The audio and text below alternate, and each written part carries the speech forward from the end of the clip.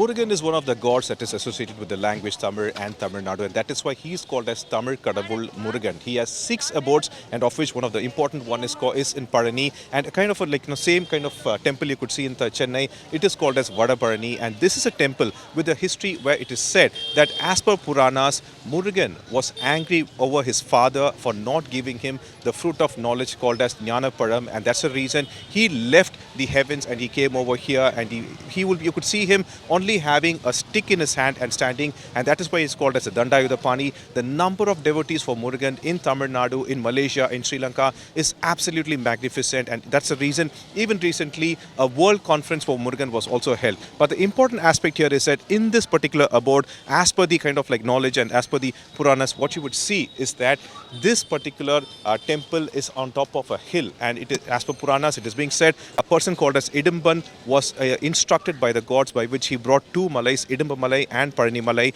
On top of Parani Malai, you have Parani Murugan or Dandayudapani who is standing over there. And the thing is that on that particular area, the actual inside idol is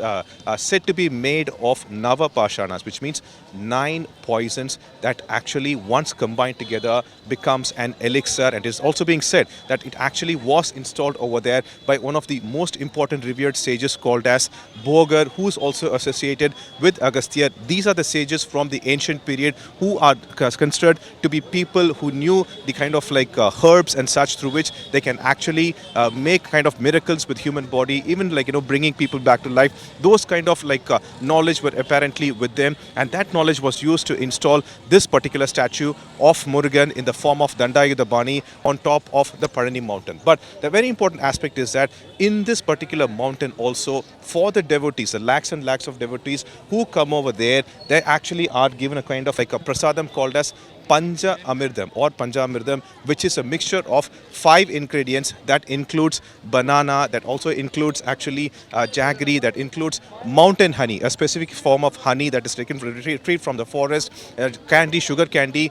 dates pieces, a little bit of jaggery, and also, most importantly, cow ghee. And this is where the actual issue has arisen, because this particular temple and the kind of prasadam that is being given here called as Panjamirdam is very, very important. It's been given for several hundred years, and now a controversy has arisen, stating that there could be a kind of adulteration over it, and this was actually raised by 2 BJP functionaries, Vinod P. Selvam and Selva Kumar, but the Tamil Nadu government is not ready to take it easily. In fact, both the BJP functionaries went ahead and said that after the kind of accusations with Tirupati Devasthanam board apparently using ghee that has been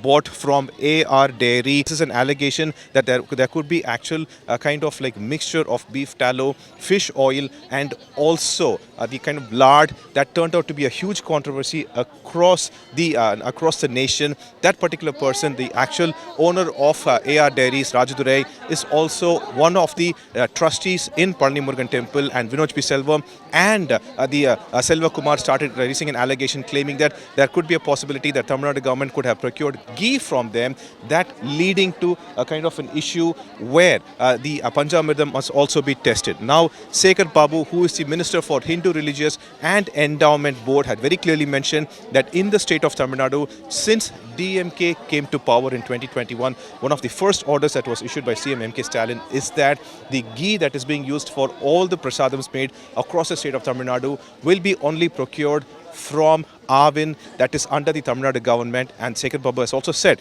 that complaints has been filed against these 2 BJP functionaries, as the Tamil Nadu government will not take it lightly when such kind of false accusations are brought forward. So this way, this issue has come up over here where the Tamil Nadu government has also retaliated. This is Bidesh, Pramod Madhav, for Today.